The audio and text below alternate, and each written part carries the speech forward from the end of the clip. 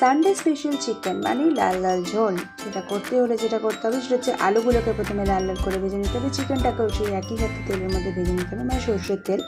এরপর ওই তেলের মধ্যেই এলাচ, তেজপাতা আর পেঁয়াজটাকে এইভাবে দেখুন ডুমো ডুমো করে কেটে দিতে হবে। তারপর ভাজা চিকেনগুলোর মধ্যে ধনে গুঁড়ো, লঙ্কা গুঁড়ো, হলুদ গুঁড়ো, গরম মশলা, নুন দিয়ে মেখে নিতে হবে। তারপর ওই ভাজা পেঁয়াজটার মধ্যে চিকেনটাকে দিয়ে দিতে হবে। তারপর চিকেনটাকে একটু নেড়ে চেড়ে নিয়ে এর মধ্যে দিয়ে দিতে হবে টক দই দেওয়া হয়ে গেলে তারপর একটুখানি চিকেনটাকে নেড়ে চেড়ে নিতে হবে। চিকেনটাকে নাড়াচাড়া হয়ে গেলে তার মধ্যে একটু টমেটোগুলোকে ডুমো ডুমো করে কেটে রাখা সেটা দিয়ে দিতে হবে এবং ভেজে রাখা আলু আর পেঁপেটা দিয়ে দিতে হবে। পেঁপেটা অপশনাল, আপনারা চাইলে নাও দিতে পারেন। তারপর একটু গরম জল দিয়ে দিতে হবে, গরম জল দিয়ে ঢেকে দিতে হবে এবং এইভাবে ফুটবে।